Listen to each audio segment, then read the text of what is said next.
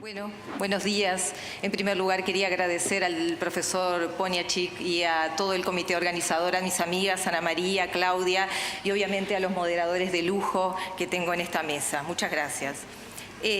Cápsula endoscópica, ¿cuándo pedirla? Ese será el tema que vamos a tratar en los próximos 10 minutos. Y sabemos que la cápsula endoscópica tiene más de 15 años en el mundo, que se han realizado muchísimas cápsulas a nivel de todo el mundo, globalmente, y que hay muchísimas publicaciones a nivel del tema, pero todavía existen algunos desafíos y controversias que vamos a tratar de plantear en estos minutos. Uno de los desafíos es el seleccionar correctamente los pacientes, y eso tiene que ver con el rendimiento diagnóstico de la cápsula endoscópica en las principales indicaciones, que son el sangrado de intestino delgado, la enfermedad de Crohn, la enfermedad celíaca, veremos cuándo y cómo, y en los síndromes de poliposis. También vamos a tratar de hablar de algunas otras nuevas indicaciones en las que la cápsula endoscópica está cobrando un gran valor. Las cápsulas endoscópicas disponibles hoy en día son 5. La primera, y en la que se han realizado mayores trabajos, es con la cápsula de la que antes era Given, que hoy es Medtronic, que es la Pilcam. También está la cápsula de Olympus, Endocapsule, la Mirocam, la Omom, la Capsocam. Todas ellas tienen algunas diferencias técnicas, pero casi todas tienen más o menos rendimientos similares, aunque con la que más se ha estudiado es con la primera, la cápsula de Given o Medtronic ahora. Si bien la cápsula Pilcam Colon 2, que ustedes la ven sobre la derecha, no fue creada para estudiar intestino delgado, últimamente algunos colegas la utilizan activándola a nivel del estómago para poder mirar el intestino delgado y el colon, y es así entonces que también tenemos que ponerla como una de las potenciales herramientas que podemos usar en el intestino delgado. Y la cápsula endoscópica ha tenido mejoras técnicas, específicamente la de Pilcam. Empezamos con la Pilcam SB1, que así veíamos el intestino delgado. Vean cómo se ve con la SB2 y vean cómo se ve con la actual, con la SB3. Obviamente la calidad de la imagen, la magnificación nos permite ver la mucosa con un grado de exactitud muy buena para poder diagnosticar algunas cosas sutiles, como veremos luego. Como dijimos, estas son las principales indicaciones y por lejos la sospecha de sangrado de intestino delgado es la más importante. Este es un nuevo término, el término ha cambiado varias veces, pero este es un nuevo término, el de sospecha de sangrado de intestino delgado, que ha sido propuesto en el 2015 por las guías del American College y sustituye al antiguo término de sangrado oscuro. Hoy, cuando se habla de sangrado oscuro, se refiere a aquellos pacientes que han sido estudiados completamente del tubo digestivo, alto, bajo y con cápsula, con enteroscopía e incluso con estudios radiológicos, y no se ha encontrado la causa de sangrado. Por lo tanto, esta modificación del término es importante. Representa un 5 a 10% de todos los sangrados del tubo digestivo y puede presentarse con forma evidente, con sangrado, con melenas, con hematoquesia, y podemos hacer la cápsula en el momento del sangrado, al momento del sangrado en curso, o a días después de que el paciente refiere el sangrado y, por ejemplo, se ha detenido.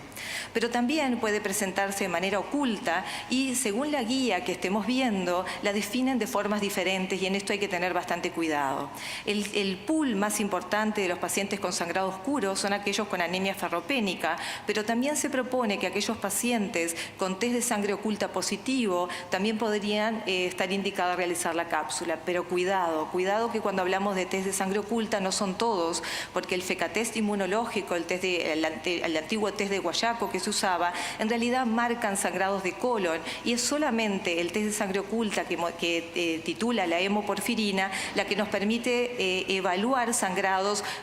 por encima del colon.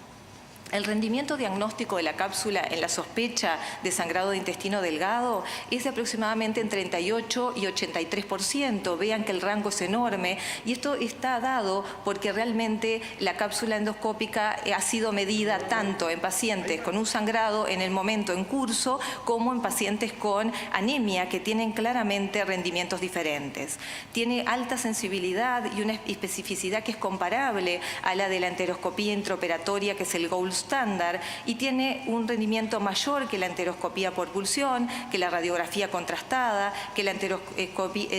enterotac y que la angiografía, una angiografía que sabemos que necesita un volumen de sangrado alto para poder detectar lesiones a nivel del intestino delgado. Tiene un similar rendimiento la enteroscopía doble balón, que obviamente, igual que la enterotac, son estudios complementarios para la cápsula endoscópica y que juntos pueden lograr mejores diagnósticos. Si bien la cápsula endoscópica todavía a nivel mundial tiene un precio alto, ha resultado ser costo efectiva. Este estudio, que es de Marmo, característico del año 2007, comprobó que en pacientes con sospecha de intestino delgado, en los que tenían por lo menos un 61% de ese grupo un ingreso hospitalario, el 21% tenía hasta 2 ingresos hospitalarios y el 1% hasta 9 ingresos hospitalarios por sangrado, 58% se encontró la causa con la cápsula endoscópica y en 28% con otros estudios. Esto demostró que realizando la cápsula se tenía un ahorro económico de 1.738 euros por cada diagnóstico positivo de la cápsula, lo que hace que tenga un rendimiento importante costo-beneficio. El rendimiento, como dijimos, depende de cómo se presente y entonces vemos que es altísimo cuando el sangrado es en curso, disminuye cuando el sangrado es previo, de 10 a 14 días. Si ya lo hacemos más lejos, entre 3 y 4 semanas baja 33% y es de 44% aproximadamente en el sangrado oculto, aquel que se presenta con anemia. Por lo tanto, la moraleja es, tratemos de realizar la cápsula endoscópica lo más cerca del sangrado o durante el sangrado, que sería lo mejor. En la segunda indicación más importante de la cápsula endoscópica es la enfermedad de Crohn y entonces las guías, lo que nos dice la guía del American College, por ejemplo, es que debemos realizarla cuando existen síntomas consistentes con enfermedad de Crohn y la colonoscopía, que no nos dice cuál es el diagnóstico, no nos evidencia si tiene una enfermedad de Crohn, o estudios de imagen que sean negativos. Pero también lo podemos hacer en pacientes con enfermedad de Crohn ya conocida, cuando tenemos síntomas que la colonoscopía o los estudios de imagen no lo pueden explicar, o cuando necesitamos valorar la curación mucosa. Sabemos que los síntomas no se correlacionan con la curación mucosa y que sabemos que esa es la meta de las terapéuticas actuales, por lo tanto la cápsula endoscópica nos puede ayudar en eso. Pero cuidado, que los pacientes con enfermedad de Crohn pueden tener estenosis y la cápsula puede quedar retenida, y es allí donde esta cápsula, la cápsula biodegradable, la cápsula que está hecha de lactosa, nos permite ver o testear la permeabilidad. Si vamos a decir la verdad, nuestra experiencia, la cápsula esta que se llama Shield Patency nos ha dado más dificultades que certezas, por lo tanto su uso no lo tenemos algo restringido. En otros pacientes con enfermedad de Crohn y sospecha de recurrencia posoperatoria, si el gold standard, que es la iliocolonoscopía, no nos da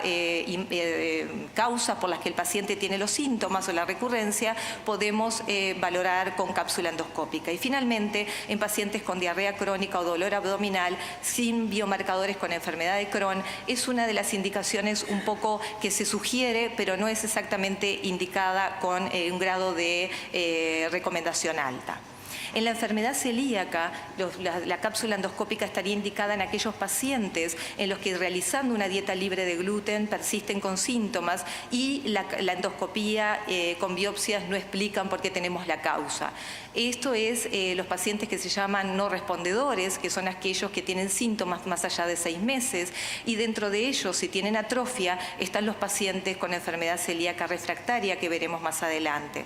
La cápsula endoscópica logra un diagnóstico de hallazgos positivos en estos pacientes no respondedores y específicamente los refractarios, entre el 15 y el 30%. Y también cobra importancia en buscar a aquellos pacientes que tenemos dudas en el diagnóstico, y la cápsula sirve para encontrar el 1%, el tipo C, como ven en el dibujo, que tiene atrofia en parches, no a nivel proximal, sino a nivel distal, donde la cápsula endoscópica puede lograr encontrar estos parches de atrofia y por lo tanto llegar al diagnóstico. En los síndromes de poliposis sabemos que existen síndromes de poliposis que son con adenomas, como la poliposis adenomatosa familiar, la atenuada, aquellos que tienen amartomas, donde está el Peutz-Jeghers, que es el más característico, pero también los asociados al gen PTEN, y también la poliposis juvenil. En ellos no está claramente especificado la importancia del seguimiento de los pólipos, porque, por ejemplo, en la poliposis adenomatosa adenomatosa, la malignización de los pólipos de yeyuno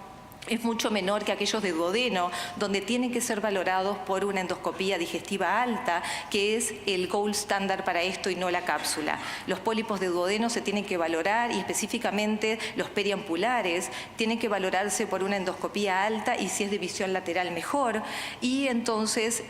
cobra relevancia para buscar los pólipos de yeyuno y de Lilion. En el caso de la poliposis adenomatosa familiar, se ha visto que el encontrar pólipos a nivel del duodeno y la severidad de esos pólipos según la clasificación de Spiegelman nos hace pensar que en esos pacientes que tienen gran cantidad de pólipos y con histología que habla de severidad, es lo que tenemos que hacer la cápsula endoscópica, o sea que la tenemos que hacer en pacientes guiados. Y en el caso del Peutz-Jeghers, la idea es encontrar pólipos grandes que puedan actuar como cabeza de intususcepción, que es la principal complicación del Peutz-Jeghers a nivel del intestino delgado. Otras indicaciones que cobran relevancia son los hallazgos patológicos en estudios radiológicos de intestino delgado, complementarios como dijimos, actualmente en pacientes HIV con síntomas digestivos, en otros síndromes malabsortivos, en todos los que encontremos, en la púrpura de John Leigh-Henoch, donde se produce esta vaculitis, produce intususcepción, y en la enfermedad de Ingestro contra Westped. Nosotros en este momento estamos trabajando con los hematólogos, en los que ellos estamos ayudándolos a monitorear el tratamiento de los linfomas foliculares que tienen tratamiento con poliquimioterapia, y como ven al diagnóstico podemos ver estas imágenes características del linfoma folicular. En la mitad del tratamiento, si el tratamiento es efectivo, podemos ver estas imágenes mucho más sutiles, y cuando desaparecen al final del tratamiento, lo que al hematólogo le permite una valoración más real de cómo avanza el tratamiento con quimioterapia. Como mensaje final, la cápsula marcó un hito en el estudio de la patología de intestino delgado. La sospecha de intestino delgado tiene una forma de presentación evidente u oculta, y su principal indicación es la principal indicación de la cápsula, y ha demostrado ser costo efectiva. También se puede usar la cápsula en el Crohn, la enfermedad celíaca, los síndromes de polipósicos, y es aconsejable en pacientes seleccionados en esta última, y existen nuevas indicaciones que plantean grandes desafíos. Muchas gracias.